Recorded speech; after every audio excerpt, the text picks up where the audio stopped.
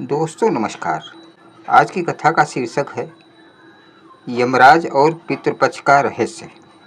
तो कथा इस प्रकार है, बहुत ध्यान से सुनिएगा। बहुत प्राचीन काल की बात है। ब्रह्मांड में ऋतुओं का परिवर्तन हो रहा था। सावन की हरियाली के बाद जब भाद्र महीना समाप्त होता है तो एक विशेष पक्ष का प्रारंभ होता है, जिसे आज हम पितृपक्ष या श्राद्ध पक्ष कहते हैं।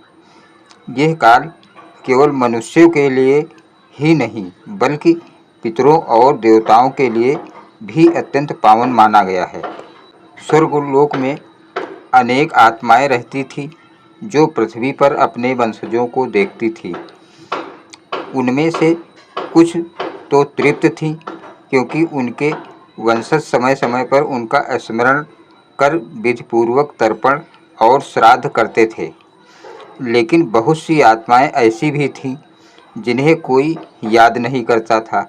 वे आत्माएं भूखी प्यासी स्मरण की अभिलाषा में व्याकुल रहती थी। ये पितर अक्सर यमलोक में जाकर यमराज से विनती करते, हे धर्मराज, हमें अपने वंशजों से मिलने की अनुमति दीजिए।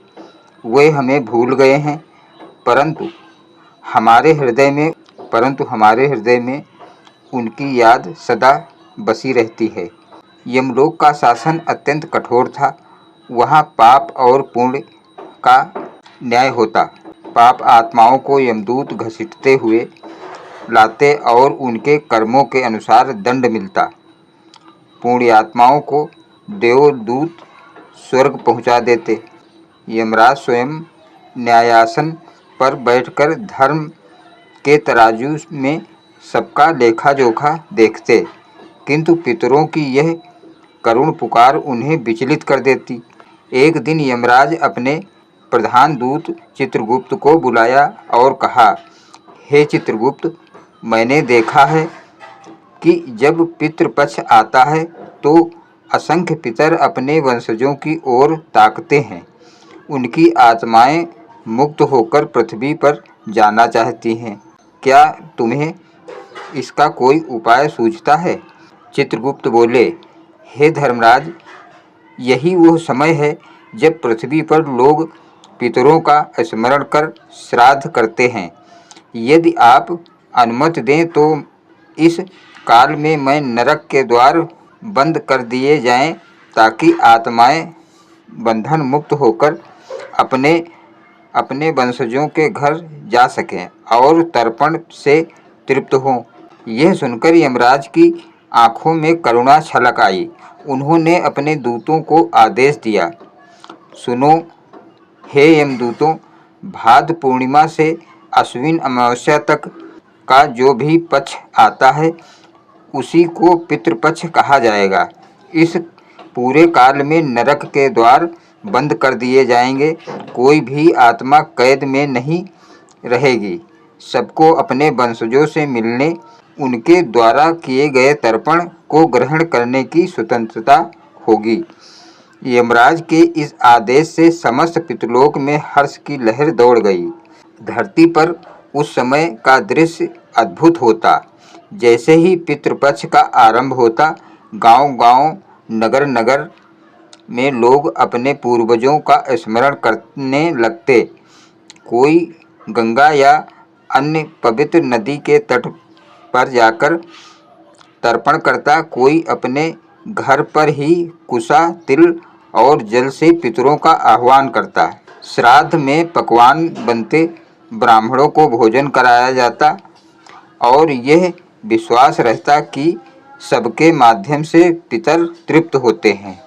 एक प्राचीन कथा कहती है कि एक बार एक साधु ने यमराज से प्रश्न किया, हे धर्मराज, आप तो न्यायप्रिय हैं, आप पापियों को दंड देते हैं, फिर पितरों पर इतनी कृपा क्यों? क्यों पितृपक्ष में नरक के द्वार बंद कर देते हैं?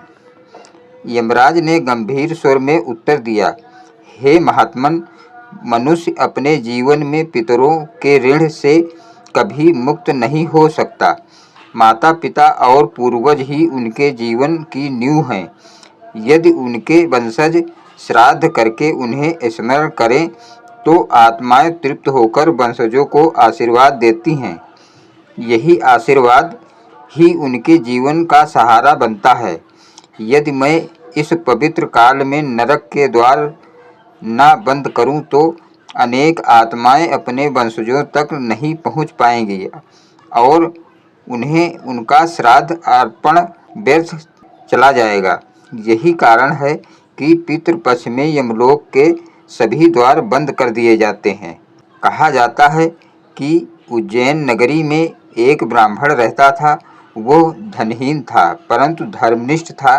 पितृपक्ष आने पर उसने कर्ज लेकर भी श्राद्ध किया। उसी रात उसके पिता का आत्मिक स्वरूप उनके स्वप्न में आया और आशीर्वाद दिया, वत्स तूने हमें स्मरण कर तृप्त किया है। तेरे घर में अब दरिद्रता नहीं रहेगी। अगले ही दिन उसे नगर के राजा से विद्या और नीति का कार्य मिला और उसके परिवार में समृद्धि लौट आई। एक अन्य कथा में कहा गया है कि यदि कोई वंशज पितृपक्ष में श्राद्ध नहीं करता तो पितर व्याकुल होकर यमराज से शिकायत करते हैं। यमराज कहते हैं, मैं तुम्हें स्वतंत्रता तो दे सकता हूँ पर हमारे वंशज का कर्तव्य वो स्वयं निभाएगा। यदि वो श्राद्ध नहीं करता तो उसका भविष्य कष्टमय होगा, क्योंकि पितरों का आशीर्वाद ही जीवन की सबसे बड़ी पूंजी है। इस काल में वातावरण भी विशेष रूप से सूक्ष्म बन जाता है। ऐसा माना जाता है कि पितरों की आत्माएं सूक्ष्म लोक से धरती पर सरलता से आ जा सकती हैं। इसलिए कहा जाता है कि इस पक्ष में किया गया अन्नदान, जलदान, तर्पण और दान का फल कई गुना बढ़ जाता है। पितृपक्ष का एक समय ऐसा भी आया जब यमराज ने केवल नरक के द्वार ही नहीं बल्कि समस्त लोकों के मार्ग खोल दिए। उस वर्ष कुछ विशेष आत्माएं धरती पर उतरते हुए अचानक देवताओं के लोक में पहुंच गईं।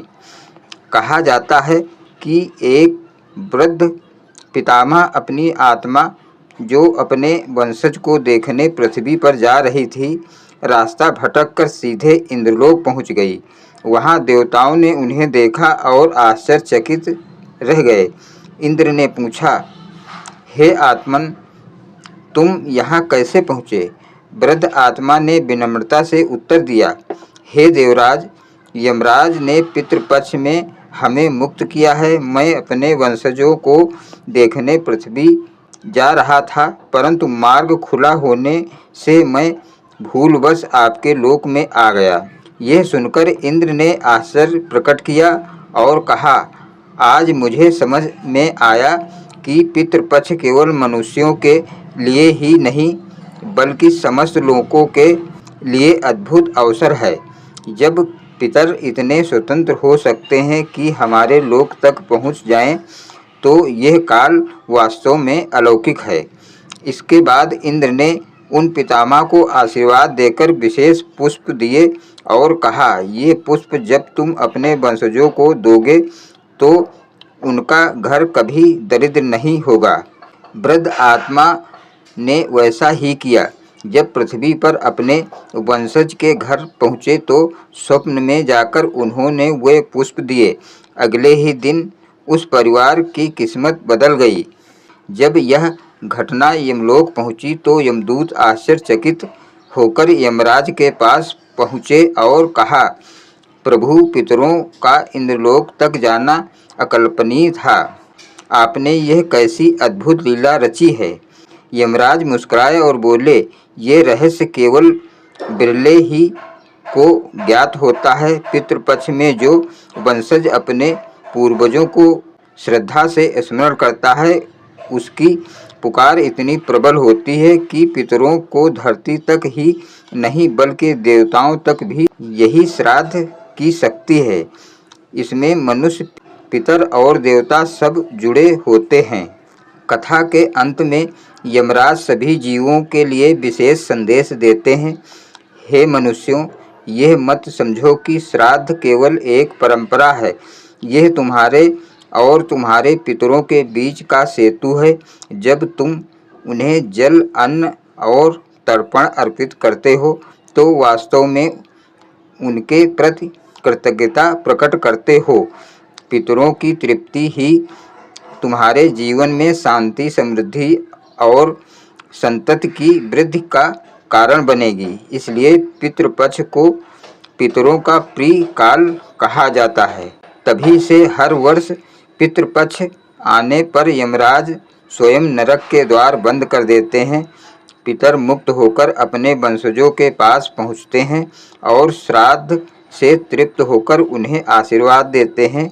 यही कारण है कि भारतीय संस्कृति में पितृपक्ष का महत्व अत्यधिक है। धन्यवाद दोस्तों। उम्मीद है कि ये कथा आपको पसंद आई होगी। इससे आपको कुछ सीखने योग्य बातें अवश्य मिलेंगी। धन्यवाद दोस्तों।